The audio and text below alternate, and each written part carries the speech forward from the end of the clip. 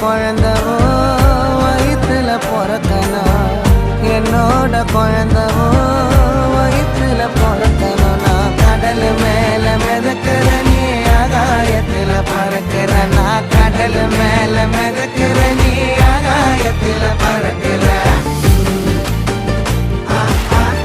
அம்மு குட்டியே